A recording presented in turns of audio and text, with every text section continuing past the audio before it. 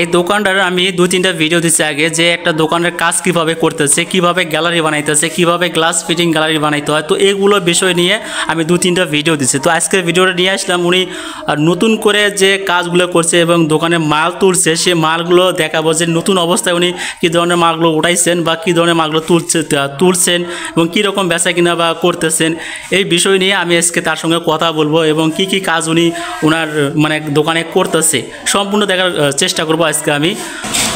আসসালামু আলাইকুম ভাই, কেমন আছেন? ওয়ালাইকুম আসসালাম, ভালো আছি। আপনি ভালো আছেন? আলহামদুলিল্লাহ ভালো আছি। আপনি তো এর আগে তো অনেক দুটো ভিডিও নিয়ে গেলাম, বেশ ভালো একটা ইয়ে আসছে। তো এখন যে আপনি নতুন দোকানটা করছেন, এখানে কি ধরনের মালগুলো উঠাইছেন আমরা একটু দেখবো।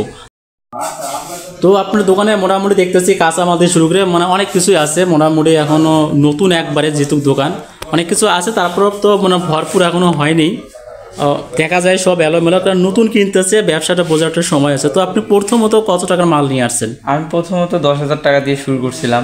তারপর হলো চাহিদা অনুযায়ী, মানে একটা গ্রাহকের চাহিদা অনুযায়ী যে কোনো একজন আসলো যে এই জিনিসটা আছে কি নাই, এই জিনিসটা আপনি আস্তে আস্তে আপডেট করতেছি আর কি। তারপরে আপনার একটা বোঝার ব্যাপার আছে যে কত টাকা কিনলেন বিক্রি করলেন, এই দিকটাও আপনার বোঝার একটা ব্যাপার আছে, তাই না? ইনশাল্লাহ আমার পরবর্তীতে আরো প্ল্যান আছে অনেক ভালো কিছু। তাতে মনে করেন টোটালে এখন কত টাকার মাল নিয়ে আসছেন এই দোকানের মনে হয়?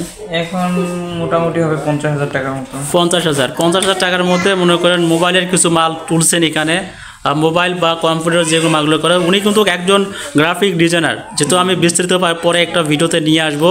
10,000 তারপরে 20,000 এইভাবে বুঝে শুনে তারপরে উনি এই মালগুলো আনার চেষ্টা করছে। পর্যন্ত 50,000 টাকার মাল নিয়ে আসছে। খুব বেশি মাল এখনও নিয়ে আসা হয়নি, কারণ দেখতে পারতেছেন আশেপাশে অনেকটাই খালি, কারণ উনি ব্যবসাটা বোঝার একটু চেষ্টা করতেছে যে কীভাবে একটা ব্যবসা করা লাগবে বা কীভাবে একটা ব্যবসা করবো সম্পূর্ণ কিছু। তো ওনার দোকানে কিন্তু মানে সব ধরনের মালামাল আছে এবং আপনি চিন্তা করতে পারবেন না যে একটা গোলামের মধ্যে দোকানে যে ফটোকপি বা ফটোশপের যে কাজগুলো সেখানেও উনি করেন।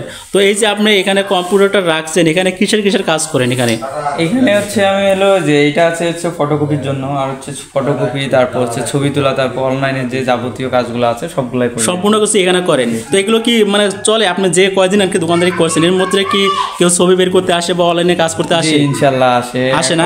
যে কাজ করতেছি হাতে, এখনো কাজ করতেছেন, তাই না? এখনো কিন্তু দেখতেছি আপনারা কাজ করতেছেন। তো আসলে ওনার এই কাজটা বর্তমান দেখতেছি উনি বেশি করতেছেন।